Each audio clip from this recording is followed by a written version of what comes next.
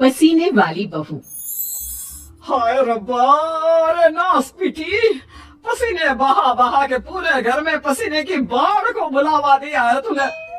अरे तो मैं क्या करूं माँ जी, आप ही बताओ।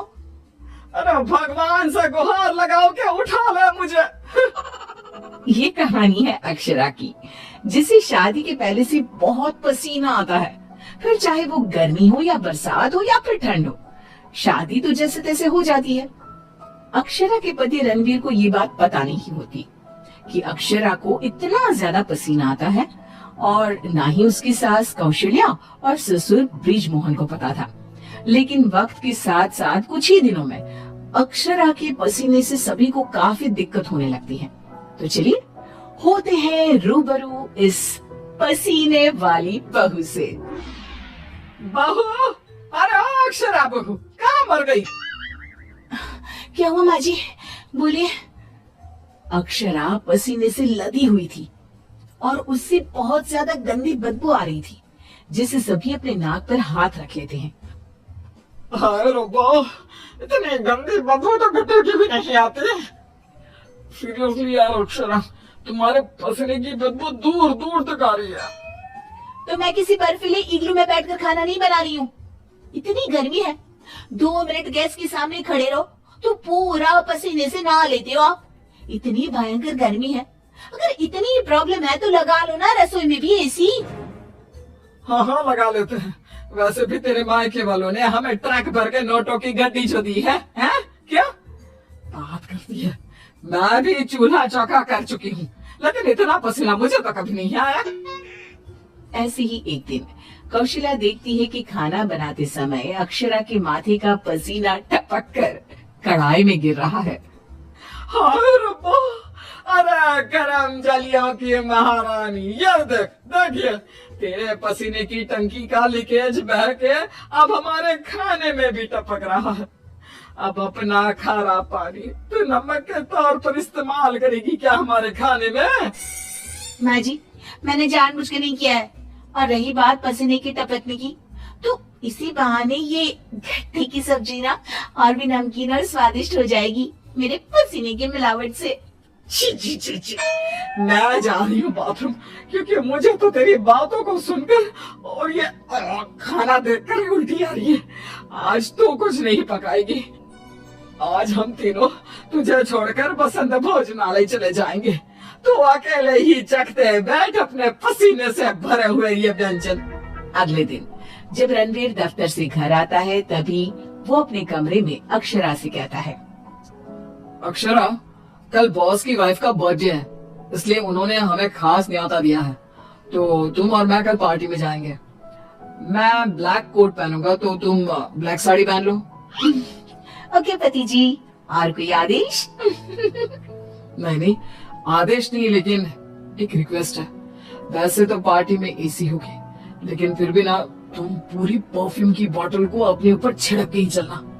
एक क्या, मैं तो कहता हूँ 5 चाय बोतल को छिड़क लो ना, क्योंकि अगर किसी ने तुम्हारे पसीने की बदबू को सूंघ लिया ना, तो फालतू में सीन क्रिएट हो जाएगा वहाँ पर, ठीक है?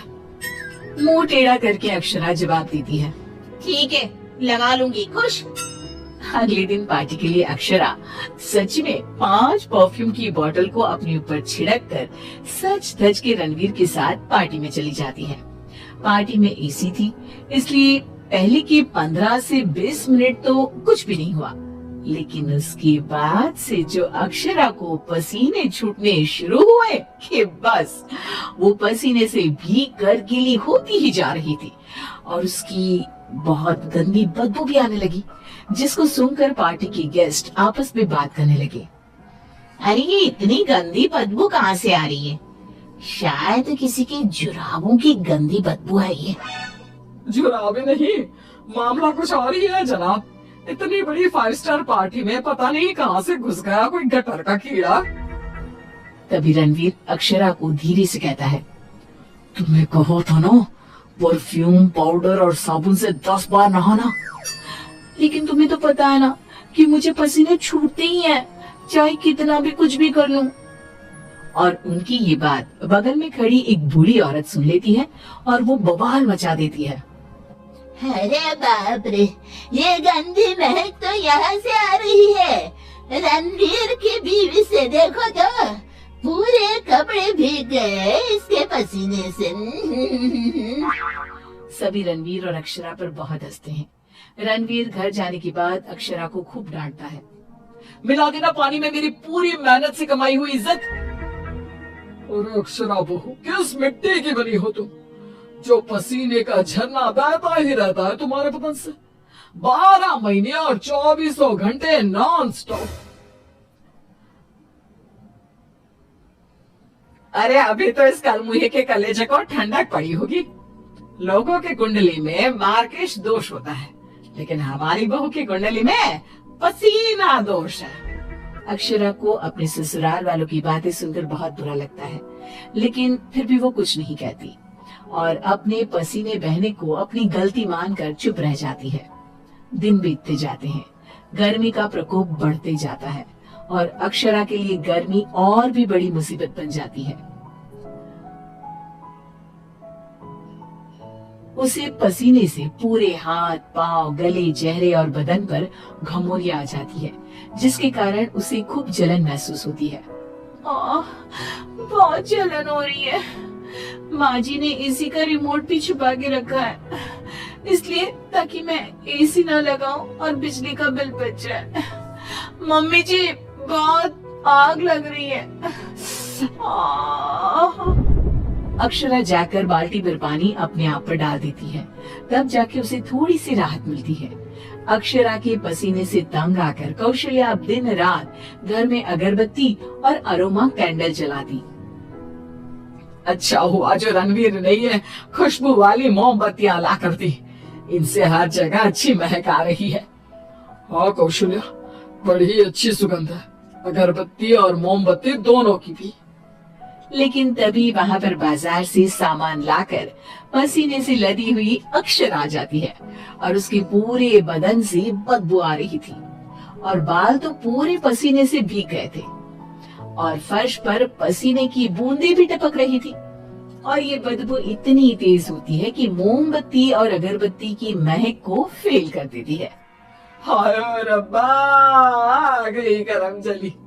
इसके बदन के पसीने ने तो इतनी महंगी सुगंध वाली मोमबत्ती और अगरबत्ती के खुशबू के दांत भी इकट्ठे कर दिए। बाहर इतनी भीषण गर्मी है मम्मी जी, ऐसा लग रहा है मानो हम किसी ओवन में बंद हो गए हो और केक की तरह बेक हो रहे हो। उफ। दिन ब दिन अक्षरा का पसीना दुश्वार कर देता है सबका जीना। कभी वो सोते समय पूरे बेड के साथ साथ साइड में रखे हुए रणवीर की इम्पोर्टेंट फाइल्स को अपने पसीने से भिगा देती, तो कभी वो गर्मी से अपने बालों में हुए जुओं को गलती से खाने में मिला देती। हाय रब्बा, आज तो हद ही हो गई, खाने में जुआ। अक्षरा, बस बहुत हुआ, अब और नहीं। अब तुम सीधा अपना बैग पैक करो और अपने मायके शिफ्ट हो जाओ। बिल्कुल सही कह रहा है रणवीर, हमें नहीं चाहिए ऐसी पसीने वाली बहू। अक्षरा रोने लगती है और कहती है, ठीक है मैं चली जाती हूँ, फिर कभी इस घर की दहलीज पार नहीं करूंगी, बाय। अक्षरा रोंदी सूरत लिए घर से निकल जाती है। शाम में जब रणवीर अक्षरा के मायके फोन लगाता है, तब उसे पता चलता है कि अक्षरा तो अब तक घर गई ही नहीं। इस बात को सुनकर रणवीर, कौशल्या और ब्रिजमोहन तीनों डर जाते हैं और चिंताग्रस्त हो जाते हैं। हायो रब्बा, अब कहाँ ढूंढे हम अक्षरा बहू को। मुझे एक जगह पता है मम्मी, जब भी अक्षरा का मूड ऑफ होता है तो वो वहीं पर जाकर बैठती है। रणवीर, कौशल्या और ब्रिजमोहन तीनों एक नदी के किनारे जाते हैं, जहाँ रात के अंधेरे में अक्षरा नदी की साइड की बेंच पर बैठे हुए बिलख बिलख कर रो रही थी। रणवीर तुरंत जाकर अक्षरा के गले लग जाता है और उससे तीनों माफी मांगते हैं। अक्षरा, हमें माफ कर दो, तुम्हें पसीना आना नेचुरल है, लेकिन तुम जानबूझकर नहीं करती हो ये, और हमने तुम्हें गुस्से में क्या क्या नहीं कहा। हाँ अक्षरा बहू, प्लीज माफ कर दे बेटा, तेरे इस पसीने को ना मैं यूं मिनटों में चुटकी बजाकर आयुर्वेदिक और घरेलू उपायों से भगा दूंगी, तू देखना बेटा। और अगर उससे भी ना होए तो मेरे पहचान में मेरा एक डॉक्टर दोस्त है, तुम्हारे इस पसीने की तकलीफ का हम सब मिलकर डट कर सामना करेंगे। Thank you. देर से ही सही आप लोगों को मेरा दर्द समझ में तो आया। मैं बहुत लकी हूँ कि मुझे आप जैसे ससुराल वाले मिले। इस तरह ससुराल वाले आयुर्वेदिक उपायों से अक्षरा के पसीने की तकलीफ को मिटा देते हैं और अब उसे मामूली पसीना ही आता है और वो एक सुखी और चैन भरी जिंदगी बिताने लगती है।